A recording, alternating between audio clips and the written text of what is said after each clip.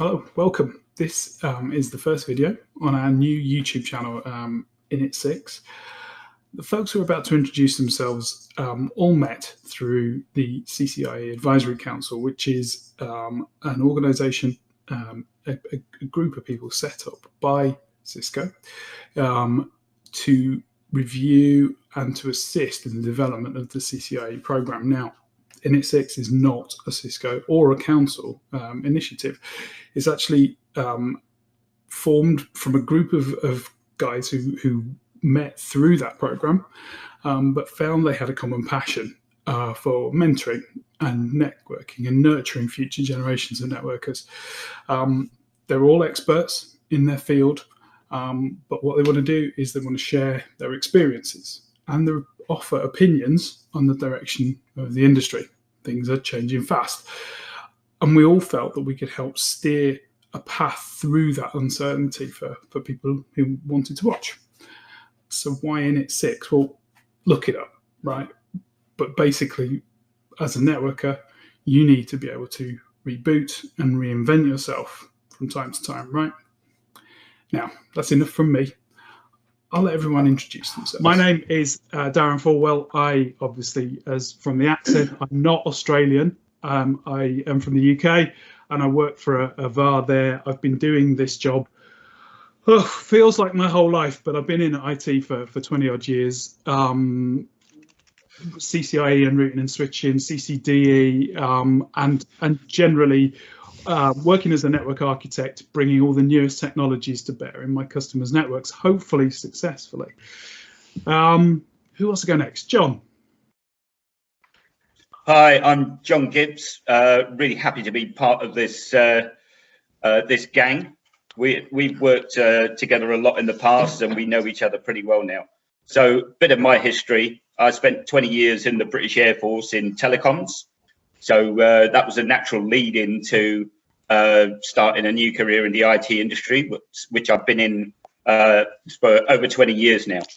For 16 years of that, I've been CCIE routing and switching, and I've worked in 4 different countries, sort of in the networking field, building up from being a network engineer, moving through the ranks, becoming network architect, and then into solutions architecture and design. Love being part of this group, and hope we can share our experiences with you. Yeah, hey, I'm Rick Koenig. Been born and raised in great state of Texas, and always lived here stuff, but do travel out to do other projects and stuff. Been doing networking since 2001. And got my first CCIE in voice and collaboration in 2006, and then also in data center and stuff. So been a lot of projects, and this is now the kind of the third pivot in my career, out from voice to data center to now more being software defined and stuff that I originally kind of got away from as a computer science major. So Cool, thanks, Rick. Wolfram. Okay. Hey guys, my name is Wolfram, and it's really fun to work with all of you guys. I'm from Cologne in Germany, so please excuse my funny English. I'm working better than mine. You think so? Yeah, so I'm working in the network industry now for like 20 years, and I've been building networks large and small for all kinds of companies in Germany and some other countries. I'm holding a CCIE routing and switching certificate now since 2006, and also a couple of other certificates also from other vendors. And I'm also working as an instructor for the Cisco Network Academy program, teaching students here in Cologne at the University of Applied Science. So much about me. And we're also joined by Abdel. Hello guys, this is Abdel. I'm based in London. I'm now a multi-domain infrastructure architect and cloud architect as well. I work in the industry for about, let's say 18 years now, and I'm CCIE since 2007, and working in different industries, from teleco to enterprise to public sector to service providers, different types of service providers. I'm actually working. I'm also, beside being an infrastructure architect in different domains, including collaboration, enterprise network, data center, and recently network automation orchestration. I'm also an associate lecturer in the university here in the UK, teaching bachelor and master degrees, ethical hacking, and networking, TCP/IP for academic level. That's about it. Okay, I was just going to say there's some other guy here who wants to introduce himself as well.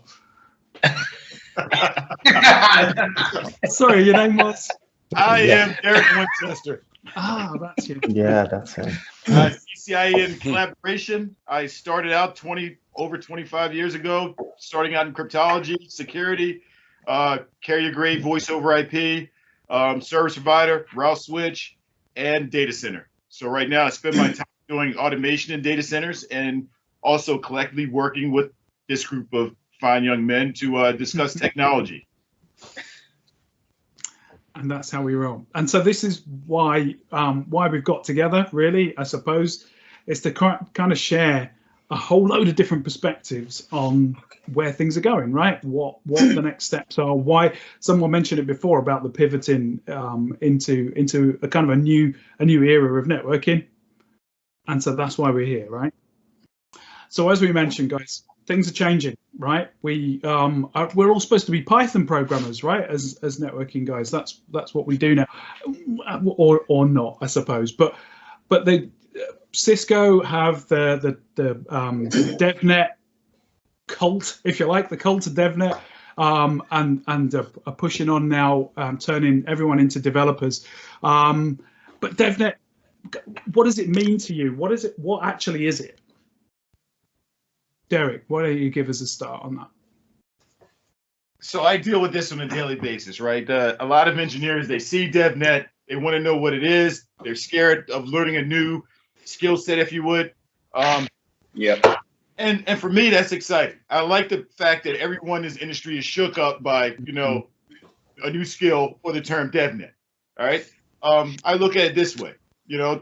Everyone can look at this from a micro standpoint or a macro standpoint. A micro standpoint, all engineers look at, technology from a micro standpoint today anyway, right? So when I say micro, I mean, you can go and configure a interface on a switch. You can go in and configure a phone for collaboration, or you can go and say, look, let me go ahead and put this router in commission. Those are all micro, right? The beauty of that is when you start looking at, different technologies coming in, you're able to focus on it. But DevNet is something different. DevNet is going to have you look at the macro, the big picture, right? Look at it, and we talk about automation end to end. Most of you guys do it every day in your homes. You guys set up Alexa or what other device you have, and you say, hey, lock my doors or what have you. That's automation that's taking a task that takes about 5 minutes and truncating it down to 1. You start stringing them together, and now you're able to do really a lot more than you're really able to do at home in 10 minutes, in 1 second, right? Take that into the work. And that's why I say DevNet is more of a macro. When you look at it from a macro perspective, it starts working, right? Because the world is run by data points, meaning information extracted and then used to provide, we go to machine learning or any kind of predictive analysis, right? And we look at that and we say, hey, that's what self-healing is. That's DevNet.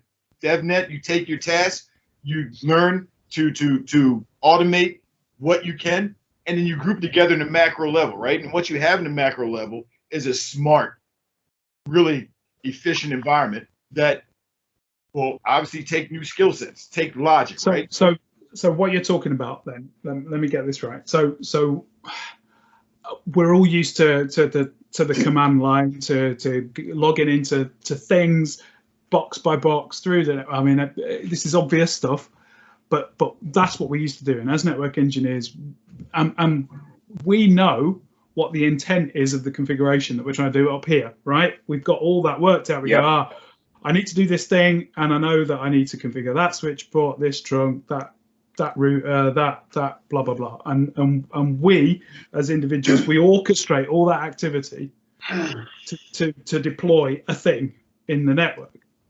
So what you're saying there, I guess, Derek, is that DevNet as a location gives us the opportunity to learn the skills to turn that from an operation that goes on here and here to somewhere that's scripted and automated and whatever and orchestrated automatically, right? Is that fair?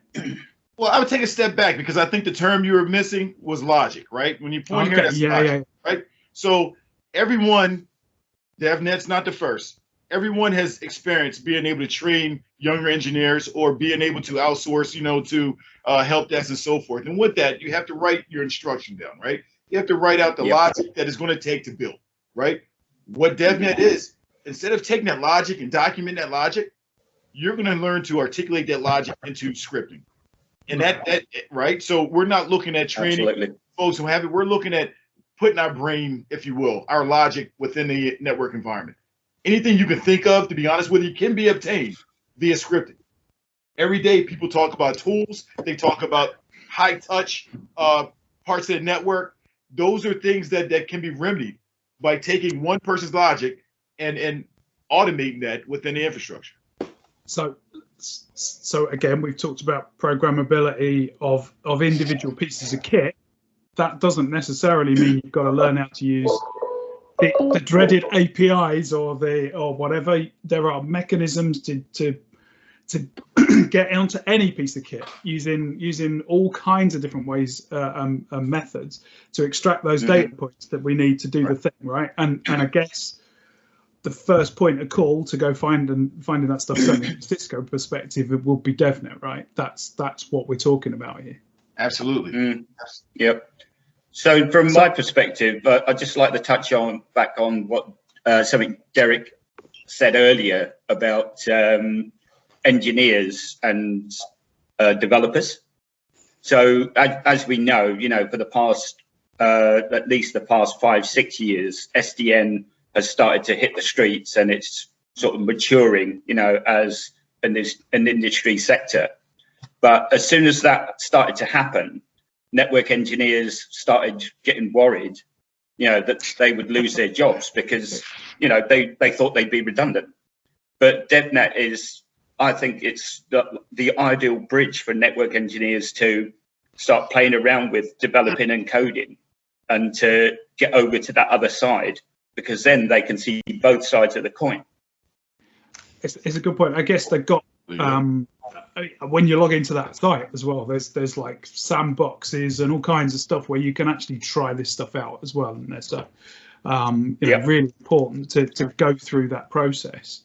And of course, we've got the new certifications as well, which, that's surely going to drive a whole load of different behaviors, right? Oh yeah. Well, I think that we're at that point where it's now relevant and it's all tangible, right? It's when I look at DevNet, when it first kind of started, it was more of like hobby is kind of the only way that I could phrase it, because there wasn't a lot of things that affected us as network engineers on a day-to-day basis that we could do. Great, I can use Python to spit out hello world or shuffle a deck of cards or what, right? But the people that were doing programming were like Windows system admins and doing PowerShell and things like that. And it took time for those, APIs within all the Cisco products to kind of come out and to where we can actually now say, all right, I want to use Python to do tasks XYZ that saves a deployment weeks, right? And so we're at that point where it's actual life relevant tasks versus kind of playing around as like a hobby. Because I want to learn Python, right? Yeah, I like the hobbyist thing. I think you're right. I think it has felt like that up till fairly recently, where you go, yeah, I can do this thing, but would I really want to? I know. I mean, it's this stuff isn't just relevant to Cisco, is it? It's you think of a lot of the white box and type environments and stuff that have been using those same capabilities for a lot longer. I know you've often talked about automating data centers and that sort of thing.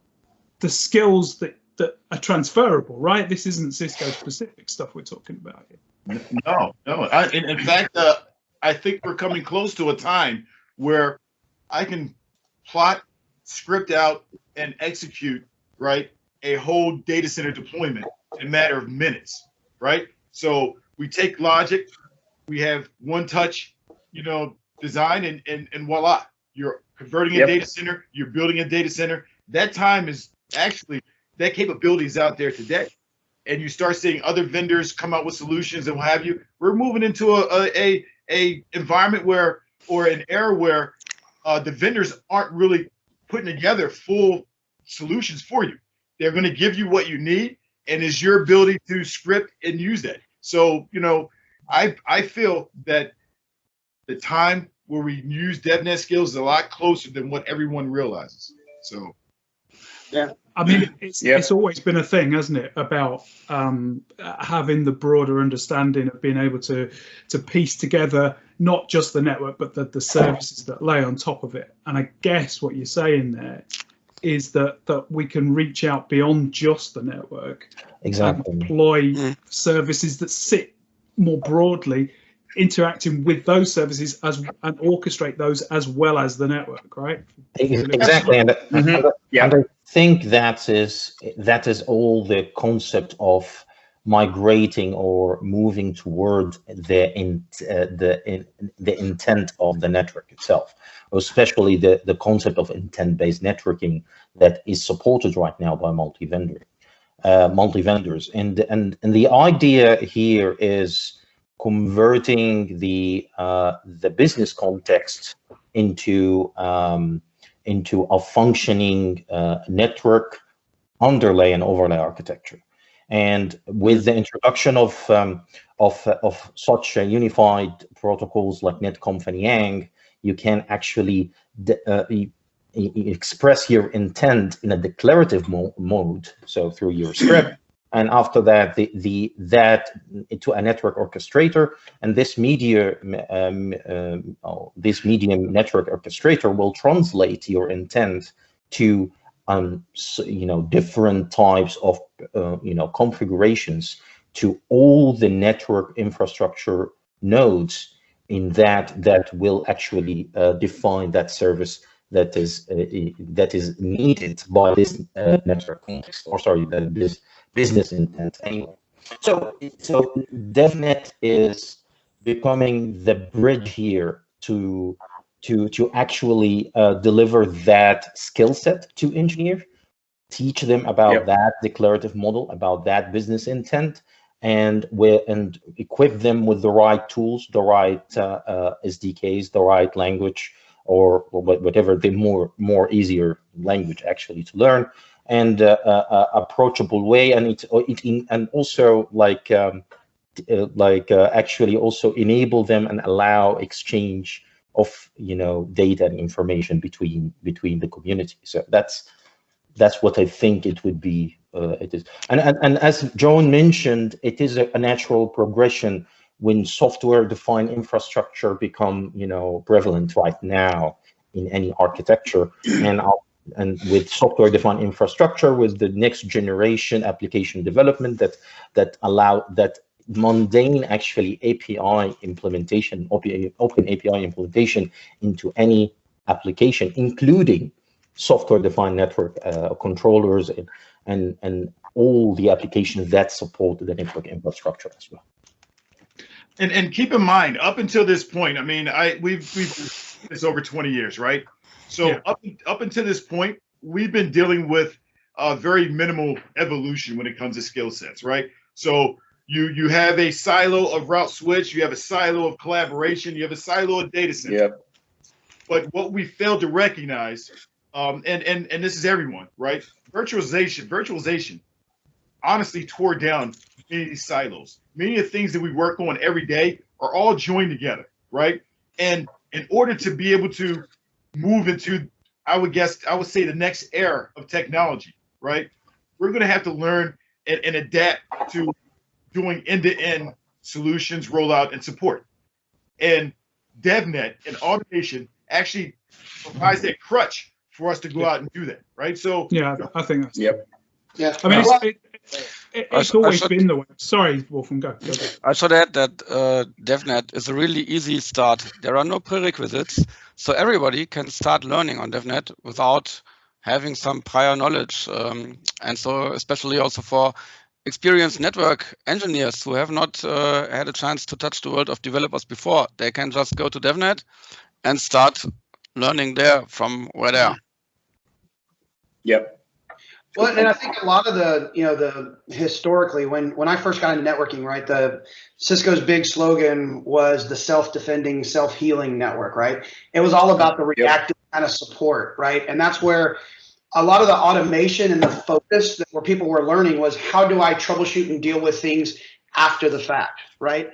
That's why I like what Abdel was talking about, the intent-based and the business outcome. It's about futures and building that and automating that piece rather than just worrying about doing some reactive workbooks to support when this goes down, right? I mean, I think we're going to get to a point where the building of the data center isn't going to be about anything except connecting the cables and saying, I have VMware as my hypervisor, Cisco switches, UCS servers, all this stuff. You say the components you have, just like you go to Amazon and search for, I want a blue toy that, or whatever, right? You just pick and choose certain attributes and they get it to you, right? Yep. I think that's the point. I mean, and again, that thing of being able to almost build a service rather than worrying about the configurations of the boxes or whatever. I know I was watching a video just the other day on NSO, right? There you go. So Network Service Orchestrator, which all of the stuff that Abdel talked about there about building a service and having it deployed, but describing it in a kind of macro language, there your sort of macro view there of the service, and then being able to pass that to some kind of orchestration system that can then take it apart based on templates and say, right, what that means here is that I deploy this to that, this something different to here, something different to my hypervisor, something different to my UCS server, something whatever, and it extracts takes the intent and turns it into real configuration. And I think that's the goal, right? But also then to be able to have a bit of automated troubleshooting in there that can fix things as well in the background as and when it spots problems.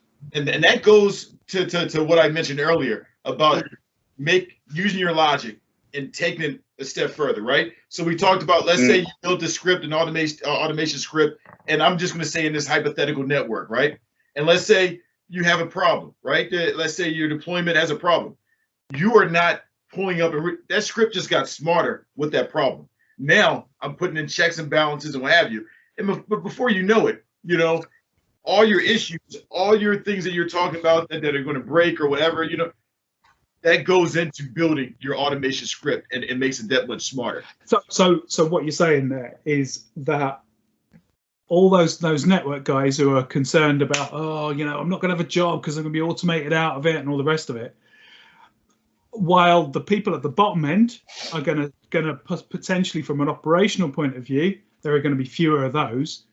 There is still going to be people needed who understand how networks work, who understand how services sit on top of networks, because someone's got to create that logic, right? To turn around and go, actually, these are the things I do need to do if I want this intent. So that's still vitally important, right? Yeah, absolutely. Let's I'm sorry, go ahead, Rick. We're all agreeing on stuff here. What's going on? Yeah, absolutely, right? You hit it. Somebody has to define what that intent is, exactly, right? And map it out, whether that map is a Visio diagram and plugging in cables and stuff like we used to, that's going away, right? But the mapping and the knowledge isn't, right? So the building of how the Legos all go together and what gets built, and where you way I look at that is where like automation, right, and AI and machine learning and stuff, that's for the break fix stuff, right? If this route goes down, it automatically starts bringing up this link with SD-WAN or whatever, right? And so we don't get those phone calls at 2 a.m. that all of us have gotten, and like, oh crap, everything went down, the world's coming to an end, now I've got to get up and wake up, right? So we automate that backside, and that's where we lose, jobs and roles is in that support side, but the complexity to get to that point is there. So there's more on the front side, if that makes sense. No, I agree with you completely. Abdel mentioned the overlay underlay thing before, and stuff like that with software defined, and you think, well, actually, you have got additional layers of complexity there, exactly, in order to present a simpler operational face, right? I think is what that feels like to me. Yeah, I mean, I think this is, one of the things that when I first, came into was in voice, right? And there was a similar thing going on with voice, where a lot of the old PBX guys and stuff like that were afraid of losing their jobs, and, but it brought, you had to learn those voice concepts, things like ISD and switch type and circuits and PRIs and all that kind of stuff. But you had to bring in the networking. Now you had to learn network on top of that, right? And so you pivot and you expand, and that's the way I look at this now is we're not just about how many CLI commands we know and how many we can push out, right? This is more at a higher level, right? Yeah, no, that's cool. Where I see this taking off is, and mind you, we're talking pretty much about delivery, right? Service delivery and things of that nature. But if you take a step back, where this really takes off and where this really grows is every operational engineer out there has, touches the network way more than any one of us, right? If you took a user issue, and every user issue that you have, you go ahead and resolve, you retain that logic, and you script that logic out. What do you have? You have someone creating a ticket, a help desk ticket, and hopefully the execution and resolution of that issue happens automatically. And your job doesn't start there. Your job starts taking every issue that comes across and you automate. What do you have? You have a bunch of micro scripts that you can use, and that, my friend, is the start of having an automated self-healing network. Yeah. So that actually bring us to to a new concept now in operation, which is NetDevOps. So network DevOps actually, and that actually transforms us from network engineers who actually maintain several scripts to make their life much easier by automating network provisioning or update or modifying of network infrastructure, to a more of a DevOps architecture that network architect with the DevOps teams will work together to maintain a production-like code. So it's a code that is built, that is controlled, that it has a life cycle of DevOps that can be reiterated, that can have a feedback loop that can actually check if the network architecture deployed is fully successfully deployed or it needs a rollback. If there is an outage, it's actually reflecting in a whole life cycle of DevOps operation, and it's also integrated with the upper layer orchestrator and an ITSM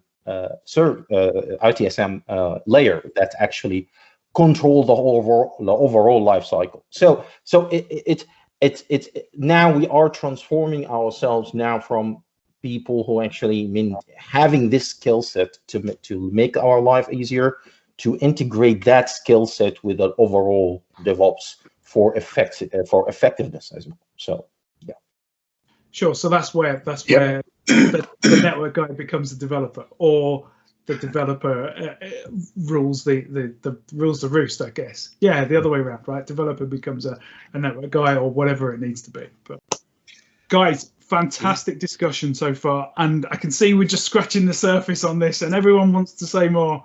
But for now, we're going to leave it there.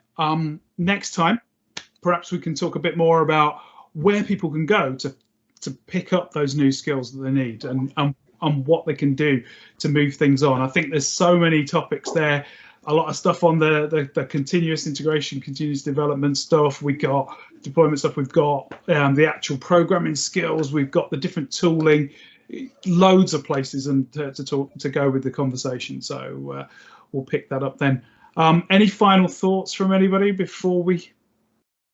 I'm excited. I'm excited. You know, being in this field for so long, you kind of knew we were going to evolve, right?